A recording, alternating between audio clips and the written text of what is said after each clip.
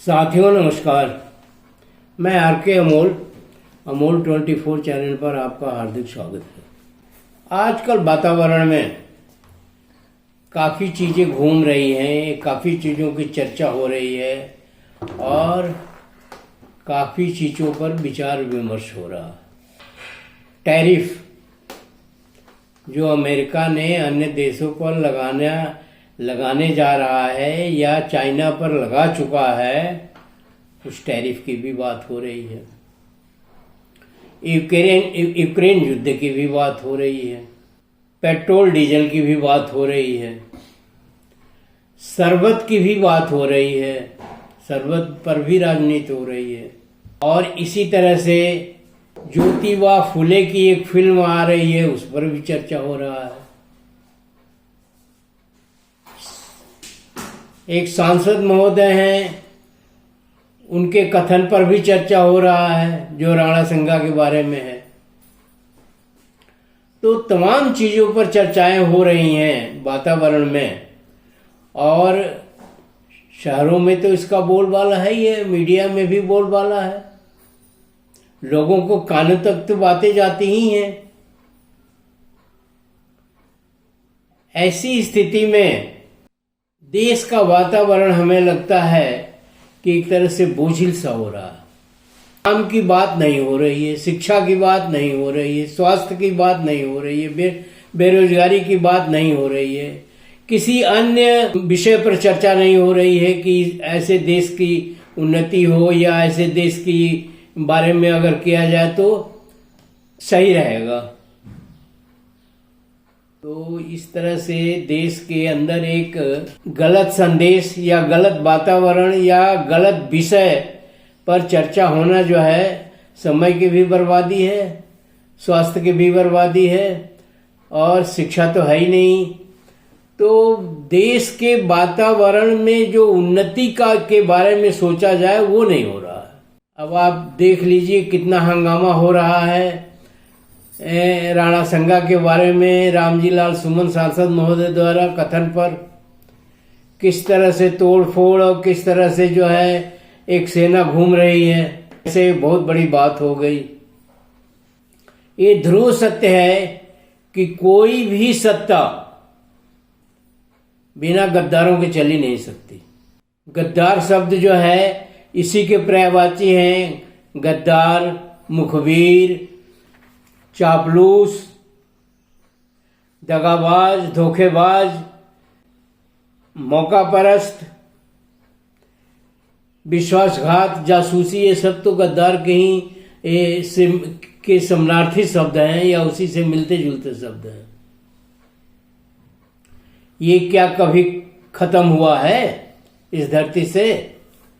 जब जिसको मौका मिला है, जब जिसको जैसा लगा है वो किया है। और शासन सत्ता में तो गद्दारों की एक अहम भूमिका रहती है, आज भी है और पीछे भी रही है। तो इतना बड़ा शब्द नहीं है जिस तरह से ये हंगामा खड़ा किया जा रहा है, और देश की संपत्ति को, देश की अस्मिता को, देश के वातावरण को धूमिल किया जा रहा है या बोझिल किया जा रहा है, या उसमें एक उबाल सा आ रहा है। अभी ज्योतिबा फुले की फिल्म आ रही है, उस पर किसी और का आरोप है कि फिल्म जो है गलत है और इसको नहीं।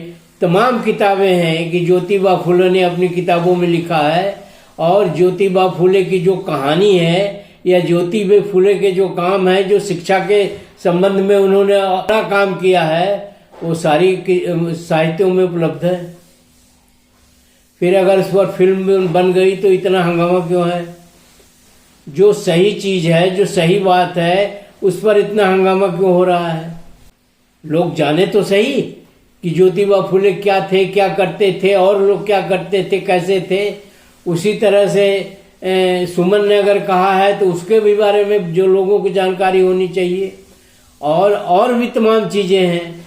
अगर कह दिया तो आप हंगामा खड़ा कर लिए हैं। आप फुले पर, ज्योतिबा फुले पर फिल्म बनी है, वो फिल्म रिलीज नहीं हो रही है।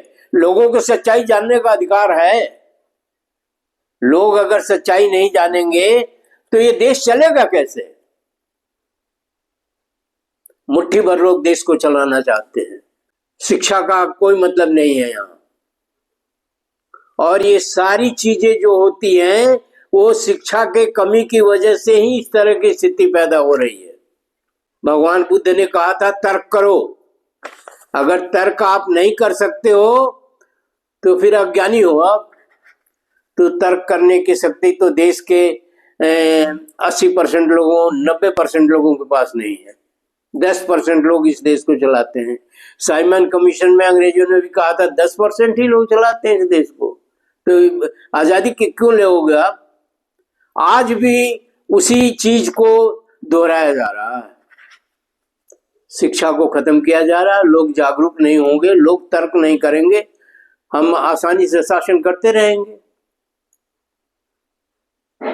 किसान बिल की तो कोई आवश्यकता ही नहीं थी, जिसमें इतना हंगामा हुआ, इतने दिन तक देश का नुकसान हुआ। एक एक पैसे के लिए आदमी सोचता है कि भाई ये बचे, और आपने एक बिल ले आकर के हंगामा खड़ा कर दिया। आज भी वही स्थिति है।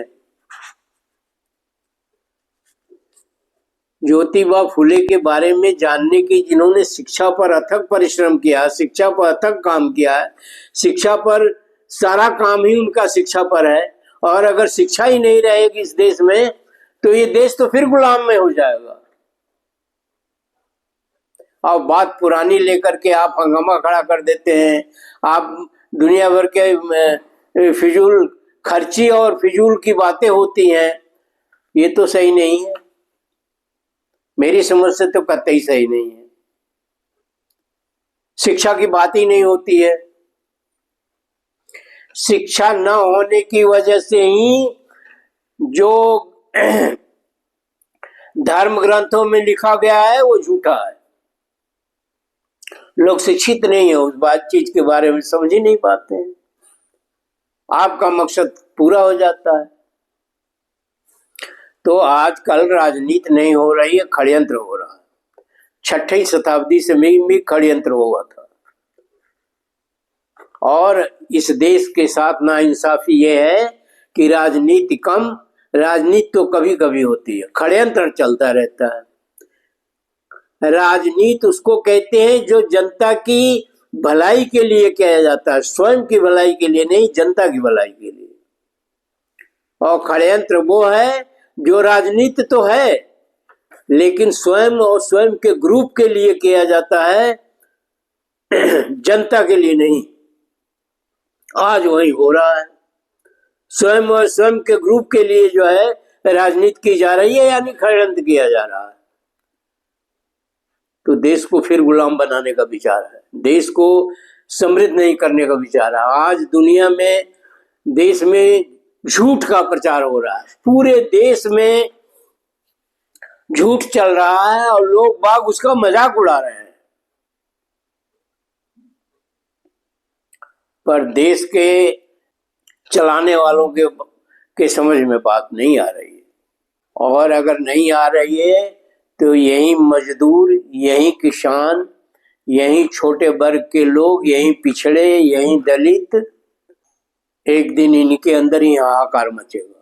और मेरा तो यही निवेदन है कि शिक्षा का प्रचार प्रसार हो ताकि सभी के अंदर तर्क करने की शक्ति आ जाए, जागरूकता आ जाए, और सही क्या है और गलत क्या है ये निर्णय करने की क्षमता आ जाए, ताकि देश से बड़ा कोई नहीं है, देश का भला हो सके।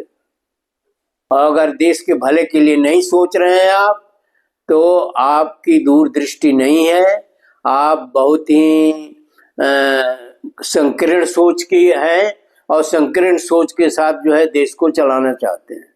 दूरदृष्टि आवश्यक है। अभी निकट भविष्य में जाइए, अभी तो आप पाएंगे कि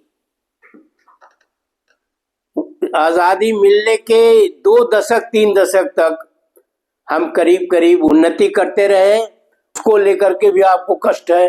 किस तरह से देश को चलाना चाहते हैं?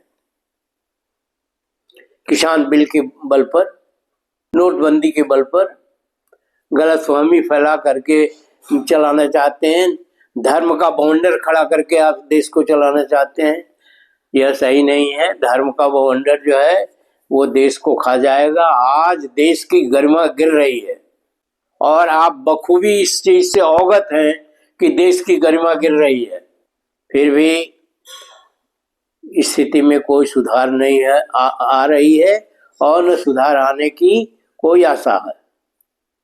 मैं तो जनता से यही अपील करूंगा कि उनके पास वोट का अधिकार है, वो वोट का अधिकार करके अपने को बचाएं, अपने अगली पुश्त को बचाएं, इस देश को बचाएं। सबसे बड़ा ये देश है। देश में एक धुंध छाया हुआ है, एक अंधकार का वातावरण है, जो कभी पहले भी था अंधकार का वातावरण, और फिर उस अंधकार के वातावरण को जो है फैलाया जा रहा है। उस अंधकार में पूरे देश को घसीटा जा रहा है, फैलाया जा रहा है। किसान बिल की कोई जरूरत नहीं थी। किसान तो वैसे ही त्रस्त है। छोटे किसानों के पास तो खाने को भी नहीं है। आपने जो सोचा था वो पब्लिक को बेवकूफ बनाने की सोचा था, और आपने वापस भी ले लिया मजबूर होकर के। एमएसपी भी नहीं मिला अभी तक। तो किसानों की समस्या जो है बहुत बड़ी समस्या है। बहुत बड़ा तबका किसान है, बहुत बड़ा देश का हिस्सा किसान है, और किसानों के बल पर ही देश चल रहा है। खाने को तो मिल रहा है, अनाज तो पैदा हो रहा है जिसे 5-5 किलो बांटा जा रहा है। मैं बुराई नहीं कर रहा हूँ, मेरी कोई आलोचना करने की इच्छा नहीं है, इच्छा शक्ति नहीं है। मतलब इच्छा शक्ति से मतलब मेरा है कि आवश्यकता भी नहीं है, लेकिन जो चीजें गलत हो रही है उसके बारे में देश का नागरिक होने के नाते कहने का अधिकार तो है। एमएलए और एमपी, कितना पैसा खर्च होता है इस राजनीति को चलाने में। देश का एक अहम टैक्स का पैसा इस राजनीति को चलाने में इन प्रशासनिक अधिकारियों, इन राजनेताओं और इनके अमला फैले पर कितना पैसा खर्चा होता है। काफी पैसा खर्चा होता है, देश का काफी पैसा खर्च हो जाता है और मिलता कुछ नहीं। तो ये देश की जनता से हम अपील करना चाहते हैं, निवेदन करना चाहते हैं कि वो इस चीज को बारीकी से देखें कि क्या हो रहा है देश में। भ्रष्टाचार का बोलबाला है, आर्थिक भ्रष्टाचार की बात कर रहे हैं, धार्मिक भ्रष्टाचार की बात कर रहे हैं, सामाजिक भ्रष्टाचार की बात कर रहे हैं। सारी चीजें उबल के आ रही हैं ऊपर, तो देश कैसे चलेगा। कितने दिन तक आप सामाजिक भ्रष्टाचार, आर्थिक भ्रष्टाचार और धार्मिक भ्रष्टाचार के आधार पर देश को चलाएंगे। मंदिरों, मस्जिदों, वक्फ बोर्ड की बात पर कितने दिन तक हम जिंदा रहेंगे। शिक्षा की बात ही नहीं होती, रोजगार की बात ही नहीं होती है, स्वास्थ्य की बात ही नहीं होती है, और किसी व्यवस्था की बात नहीं होती है। बात होती है अप्रासंगिक विषयों पर। आप देखिए, राजनीति उसे कहते हैं जो जनता के हित के लिए किया जाता है। एक उसी से मिलती जुलती राजनीति, वो भी षड्यंत्र है। षड्यंत्र स्वयं के लिए या एक अपने ग्रुप के लिए किया जाता है, वो भी राजनीति है। षड्यंत्रकारी राजनीति और एक विशुद्ध राजनीति। तो राजनीति नहीं हो रही है, आजकल षड्यंत्र हो रहा है। अभी खबरें आ रही थी कि वहाँ मुर्शिदाबाद में जो है कोई बंगाली बोलने वाले जो एजिटेट कर रहे हैं या जो हिंसा फैला रहे हैं, वो बंगाली बोलने वाले नहीं है, वो बिहारी बोलने वाले हैं, वो हिंदी भाषी है। इस तरह की तमाम चीजें जो वातावरण में घूम रही है, तो आदमी के दिमाग को प्रदूषित कर रही है,